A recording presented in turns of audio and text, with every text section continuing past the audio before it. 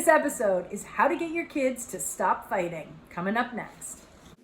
Hi, I'm Caroline. I'm the trauma mama, and if you don't know me, I'm married to Josh, and we have 3 kids who were adopted through foster care. This channel is all about raising kids who have experienced trauma, raising kids with special needs, and some basic simplicity parenting hacks. All right, so if you've tuned in because your kids, their fighting is making you feel just a little bit crazy, here's the thing. I kind of tricked you. The reality is, I want you to shift your goal. Your goal should not be to get them to stop fighting or to never fight.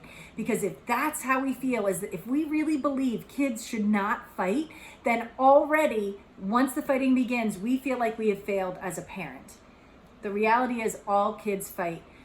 What your job is to keep everybody safe or as safe as possible, to respond in an appropriate, equitable way, and to let all the siblings know that they are responsible for making things right and remaining part of the community of family.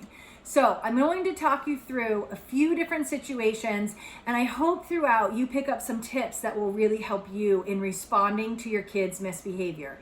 It will not eliminate misbehavior. It will not eliminate fighting. But what I hope is that it can shift your expectations of yourself and give you a few tools to pull out of your tool bag. All right, so one thing we've done that has really helped eliminate some arguments is each kid has their day. Check out Jordan Page. She has a lot on, I'll put a link below. She talks about tuck-in time. I adopted that and gave each one of my kids a day that they get to pick what color cup they have, where they sit. They get to choose everything first. They get to be the leader that day. They get to hit the elevator button that day because it's their day. That has really helped, and especially for my middle child who really likes to believe that he will have a turn too. He's taken to this, and the fact that he has a day, he's like, oh, it's his day. I know I have mine, and he just doesn't argue it. He doesn't feel so taken advantage of. So that's one thing that I highly recommend. The other way we use it is if there's a struggle and you don't know who had what first, the win goes to the kid whose day it is. They're the one who gets the toy, but it's their day. And next time, if it happens on your day, I'm sorry if it feels unfair. I totally understand. But on your day, I will make sure that you also, you get the toy. The win goes to you on your day. So that has really, really helped. The other thing is my oldest with fetal alcohol spectrum disorder, he really doesn't respond to consequences the same way most kids respond to consequences. So we have had to shift our expectations with him, change even the layout of our home. We've had to redesign specifically for him. Things that really set him off are times that he feels jealous of his siblings and how quickly things come to them. So we've taken toys that require fine motor skills and just a level of sophistication that he doesn't have, and we've put that in the younger kid's room, and they shut the door when they're in there playing, so he doesn't even feel like he's constantly having to watch them do these complex activities that he physically and mentally is not capable of doing. The other thing is we've created containers within our home so that we can separate when he just needs space to himself. We have a gate that can shut, and it divides our dining room and our living room. It kind of closes off what's now our living room. So he can go in there and feel really secure that nobody's coming to take these toys. This is just a place for you to play right now. The other kids see it and they can play in their space. When he does yell at them, hurt them, pull their hair, push, again, consequences, it takes a little while for him to process. Plus, now I have 2 kids who are triggered for different reasons, and they're really amped up. Ideally, you would turn your body away from the offender, focus directly on the victim. Are you okay? How are you feeling? Where does it hurt? Do you need a hug? letting them know, I am here for you. I am focused solely on you. And you use a lot of words and you give a lot of attention. That shows the offender misbehavior does not get you what you really want, which is adult attention. Kids want attention, whether it's negative or positive. They often cannot decipher. They just see both as attention, especially kids that I've had in through foster care who've either been neglected or abused, or there was both going on in their household. All they want is attention. So being able to shift your body toward the victim, it can really help. They also are hearing and seeing how much attention a victim is getting, and they really don't want your focus on their sibling.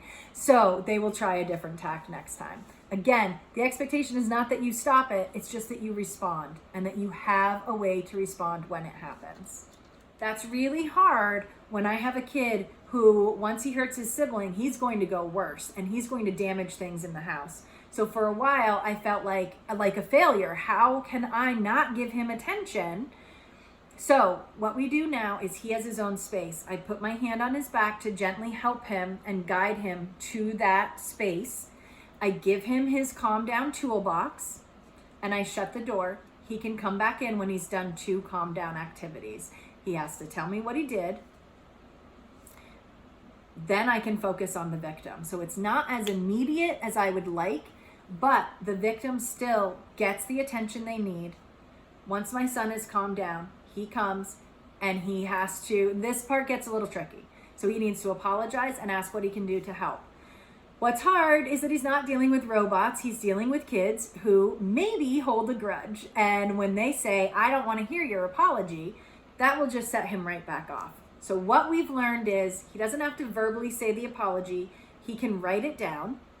Writing is really tough with him. So we've made a template and he can just match the words that need to go in. So I'm sorry, Christopher, or I'm sorry, Isabel, or I'm sorry, Mom. And how can I help? There are a few more details that he can add, but how can I help? And then they get to pick. One time my son picked for him to clean his zone for him that day.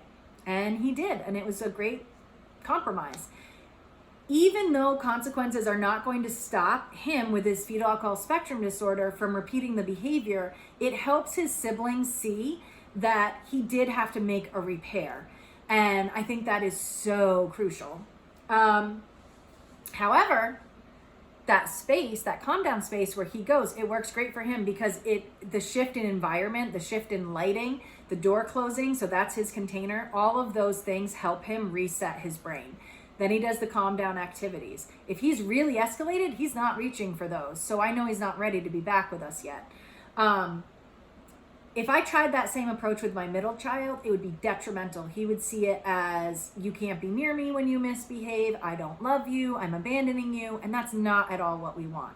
So for him, he gets a time in. He gets an activity where all these markers got all mixed up. Can you help me sort them?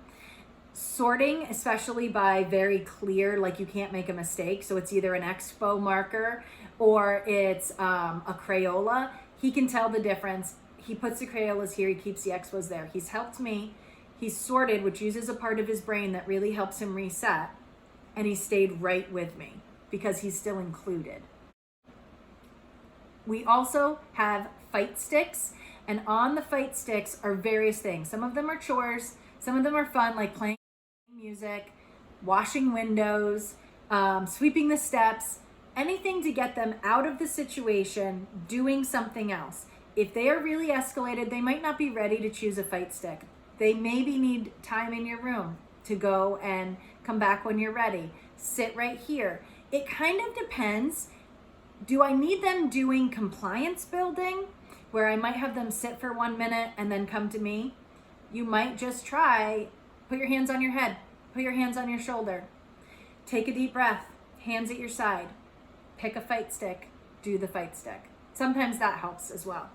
Again, the idea is that you have a response to the misbehavior, not that you prevent the misbehavior. Also, there are times when you just totally sit out. You want to gauge this really carefully with safety in mind. But yesterday morning, my sons were just going at it with insults to each other. And they were being pretty mean and they were yelling. And usually I stop once they're yelling. But I thought, everybody's safe. I'm going to see how long this lasts. They yelled at each other, they separated, didn't talk, and within a few minutes, without my involvement, they were able to come back. And you know what they said to each other? He said, "This is the best day ever. I love you." And he gave his brother a hug.